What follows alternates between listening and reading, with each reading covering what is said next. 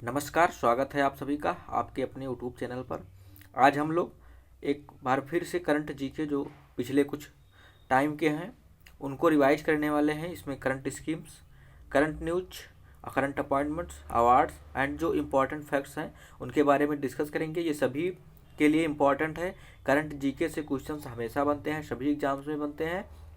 और ये channel specially BEd की तैयारी करा रहा है, तो आप सभी के लिए, चाहे डीयू बीएड हो, चाहे सीयूईटी बीएड हो, यूपी बीएड हो, कहीं से भी हैं या कोई भी कंपटीशन देने के लिए प्रिपेयर कर रहे हैं, उन सभी में यहाँ से क्वेश्चन जरूर बनेंगे। तो आप लोग पूरा वीडियो देखिएगा। और अगर आप चैनल पर पहली बार आए हैं तो चैनल को प्लीज़ सब्सक्राइब कर लें, क्योंकि हम सेलेक्टिव करंट के जो टॉपिक्स होते हैं उनको लेते हैं और उसके बाद में हम उनको रिवाइज करते हैं। हम बढ़ते हैं आगे और देखते हैं आज के कुछ जो मुख्य टॉपिक्स हैं उनके बारे में। बाल मित्र एक व्हाट्सअप चैटबॉट है जिसको लॉन्च किया गया है, आपने करंट में पढ़ा होगा। ये व्हाट्सअप चैटबॉट है, इसको लॉन्च किसने किया है? तो डीसीपीसीआर ने। इसका फुल फॉर्म होता है Delhi commission for protection of child rights. जो बच्चों के सुरक्षा के लिए प्रोटेक्शन कर रहे हैं, उन्होंने एक विभाग है डीसीपीसीआर, उन्होंने इसको लॉन्च किया है। बाल मित्र ऐप जो व्हाट्सअप चैटबॉट है, ये करेगा क्या? ये दिल्ली में वर्क करेगा। दिल्ली के लिए लॉन्च किया गया है, तो दिल्ली में वर्क करेगा। और इससे जो फ़ायदा मिलने वाला है, इसको लाभ किसको मिलेगा? तो इससे लाभ मिलने वाला है, इससे लाभ किसी को मिलेगा, किस प्रकार से? तो provide communication support to children and parents in Delhi. जो चिल्ड्रन है और उनके पेरेंट्स हैं, उनके बीच में जो गैप होता है, मतलब कि वो कम्युनिकेशन नहीं कर पाते हैं थ्रू स्कूल्स या फिर चिल्ड्रन और पेरेंट्स के बीच में, तो वह इनके लिए कम्युनिकेशन प्रोवाइड करने का एक जरिया बनेगा। इसके थ्रू कंप्लेंट रजिस्टर कर सकते हैं, इसके कंप्लेंट की स्टेटस की पता चल सकता है और कोई भी इंफॉर्मेशन, सूचना इसके द्वारा सर्च की जा सकती है। तो ये प्रोवाइड करेगा। दिल्ली में इसको लॉन्च किया गया है। आपको अगर मेरी वीडियो देखी होगी तो आपको मैंने एक स्कीम बताया था, जीवन विद्या शिविर, उसको भी लॉन्च किया गया है। आपको बताना है कि जीवन विद्या शिविर किसको फ़ायदा पहुंचाएगा, वह स्कीम किसके लिए लॉन्च की गई है। आप बताएंगे कमेंट बॉक्स में, तो मुझे भी लगेगा कि क्या आप वास्तव में हमारे वीडियोज़ को देखते हैं सीरियसली। जीवन विद्या शिविर कार्यक्रम जो लॉन्च किया गया है दिल्ली में, उससे कौन लोग लाभान्वित होंगे, आपको कमेंट बॉक्स में बताना है। हम आगे देखते हैं। यायात शो क्या है? तो first diversity heritage site of Ladakh. Ladakh में पहली डाइवर्सिटी बायो हेरिटेज साइट बनी है जिसका नाम है Yaya Tso. Yaya Tso known as a bird's paradise for its beautiful lake has been proposed as Ladakh first biodiversity heritage site. जो फर्स्ट बायोडाइवर्सिटी साइट बनी है वो कहाँ बनी है? लद्दाख में, जिसका नाम है यायात शो। लद्दाख की ये पहली बायोडाइवर्सिटी साइट है। यह पक्षियों के लिए स्वर्ग माना जाता है। मतलब यहाँ पर पक्षियाँ बहुत ही जो सुंदर सुंदर यहाँ पर लेक्स हैं, झीलें हैं, वो पक्षियों के लिए जो हैं वो क्या है? स्वर्ग के समान है। अगर बात करें प्रेजेंट में इंडिया में कितने बायोडाइवर्सिटी हेरिटेज हैं, तो इस समय प्रेजेंट में 360 बायोडाइवर्सिटी हेरिटेज स्थित हैं। जो लास्ट में सबसे नई है वो कौन सी है? महेंद्रगिरी हिल, उड़ीसा की, जो ऐड हुई थी 2022 में ही, वही इंडिया की सबसे लेटेस्ट बायोडाइवर्सिटी साइट है। और प्रेजेंट में अगर बात करें तो 36 बायोडाइवर्सिटी साइट्स हैं।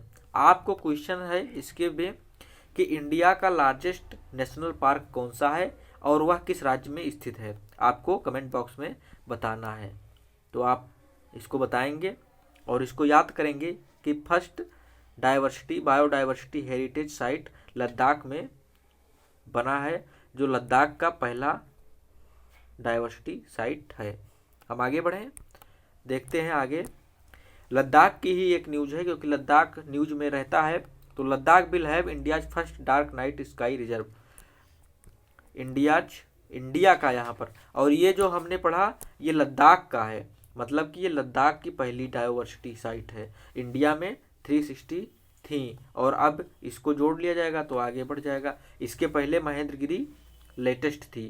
ठीक है, हम आगे बढ़ेंगे। तो Ladakh will have India's first dark night sky reserve, जो लद्दाख में बन रहा है। ठीक है, Ladakh is all set to have India's first dark night sky reserve at Hanle in Changthang region. जो है लद्दाख में चेतनाग क्षेत्र है, उसमें इंडिया का यह पहला डार्क नाइट स्काई रिजर्व बन रहा है। इसमें क्या है कि एक पावरफुल टेलीस्कोप होता है जिसका नाम है हेनले टेलीस्कोप, उसके द्वारा इसको क्या होता है स्थापित किया जाता है, स्ट्रेचाइज इंस्टॉल्ड। और उसके बाद में Hanle is home for the second highest optical telescope in the world, was established in 2001 by Indian Institute of Astrophysics. तो अगर ये बात पूछे कि हेनले जो कि एक प्रकार का टेलीस्कोप है वह किसके द्वारा स्थापित किया गया था, तो इंडियन इंस्टीट्यूट ऑफ एस्ट्रोफिजिक्स के द्वारा 2001 में इसको इस्टेब्लिश्ड किया गया है। और लद्दाख में इंडिया का पहला डार्क नाइट स्काई रिजर्व बन रहा है। ठीक है, तो इतनी बात आपको पता चली। हम बात करें अगर तो लद्दाख का फेस्टिवल, एकमात्र फेस्टिवल मुझे जहाँ तक है याद आ रहा है वो कौन सा है, हेमिस जो कि तिब्बतियन बुद्धिज्म फाउंडर एनिवर्सरी के द्वारा जिस दिन हुई थी उस पर मनाया जाता है हेमिस फेस्टिवल। तो हेमिस आपको याद रखना है, हेमिस फेस्टिवल कहाँ का है, हेमिस फेस्टिवल लद्दाख का है। तो आपको इसको याद रखना है, तिब्बतियन जो बुद्धिज्म है उसके द्वारा इसको मनाया जाता है। हम आगे बढ़ेंगे और देखते हैं बजट पेश किया गया है जिसमें कई सारी योजनाएं लॉन्च की गई हैं, जिसमें से एक अमृत धरोहर योजना है। क्योंकि अभी हमने बायोडाइवर्सिटी साइट्स की बात की, स्काई रिजर्व्स की बात की, तो उसी से रिलेटेड अमृत धरोहर योजना को लॉन्च किया गया है पीएम मोदी के द्वारा, बजट में है। यह योजना है क्या, this is a scheme that will be implemented over the next 3 years, मतलब 3 साल के लिए इसको लॉन्च किया गया है। To encourage optimal use of wetlands, जो हमारे वेटलैंड्स हैं, मतलब रामसर साइट्स बोले तो रामसर साइट आपको बताना है। ईरान में जो रामसर कन्वेंशन हुआ था वो कब हुआ था, हम बता दें 1971 में हुआ था। वेटलैंड्स के लिए संरक्षण के लिए रामसर साइट के लिए ईरान के रामसर शहर में क्या हुआ था, कन्वेंशन हुआ था 1971 में। तो यहाँ पर देखते हैं अमृत धरोहर 3 साल के लिए लॉन्च किया गया है, जो कि इनकरेज करेगा use of wetlands to enhance biodiversity को बढ़ाने के लिए, कार्बन स्टॉक और eco tourism opportunities and income generation for local communities. तो इसके लिए इसको लॉन्च किया गया है अमृत धरोहर योजना। अमृत धरोहर स्कीम, कई सारी स्कीम्स इस बजट में लॉन्च की गई हैं। हम नेक्स्ट वीडियो में उन सारे स्कीम्स को और जो जनवरी और फरवरी में जितनी स्कीम्स हो जाएंगी आ जाएंगी उन सभी को कंपाइल करके एक वीडियो में हम डिस्कस कर लेंगे, तो आप लोग उससे समझ लीजिएगा। यहाँ पर अमृत धरोहर को आप लोग समझ चुके हैं। हम आगे बढ़ेंगे और बताएंगे कि 16 year old Aditya Mittal has become India's 77th chess grandmaster. तो इंडिया को 77वें चेस ग्रैंड मास्टर मिले हैं जिनका नाम क्या है, आदित्य मित्तल है। आदित्य मित्तल भारत के 77वें ग्रैंड मास्टर बने हैं। बात करें कहाँ के रहने वाले हैं, तो महाराष्ट्र के Aditya Mittal become the 77th chess player to earn the title of a grandmaster. ये 77वें नंबर के हैं और ये कहाँ के रहने वाले हैं, तो महाराष्ट्र के रहने वाले हैं ये। Mittal is also the 5th Indian to achieve the grand master title in 2022 after Bharat Subramaniyam, Rahul Srivastava, V Pranav and Pranav Anand. इनके बाद में ये 5वें बने हैं जो कि 2022 में भारत के 77वें ग्रैंड मास्टर बने। हम आगे बढ़ेंगे और देखेंगे फुटबॉल एशियन कप आयोजित होने वाला है, किया जाएगा 2023 में जून 26 से जुलाई 16 जुलाई तक 16 जुलाई तक 26 जून से लेकर के 16 जुलाई तक कतर में होने वाला है फुटबॉल एशियन कप 2023 का।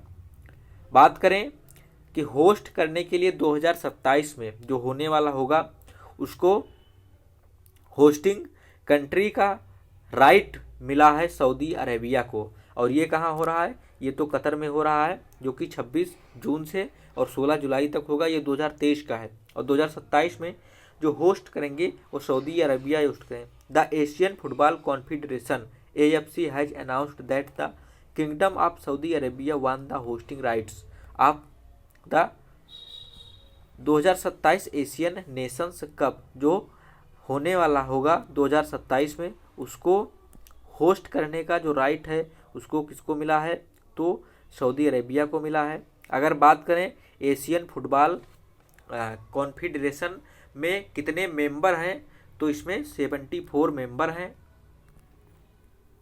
इसको फाउंड किया गया था कब?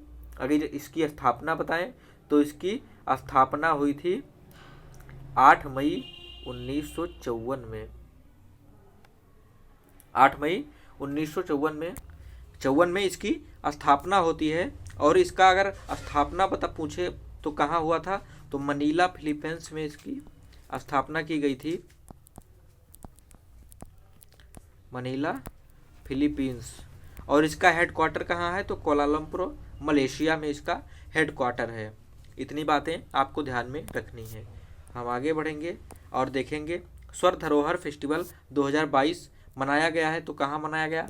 ये 2, 3 एंड 4 दिसंबर 2022 में मनाया गया था। दिसंबर की न्यूज़ है, क्योंकि रिवीजन क्लास होती है, हम लगातार डेली करंट अफेयर्स नहीं लेते हैं, तो जो इम्पोर्टेंट होते हैं उनको हम कंपाइल करते हैं।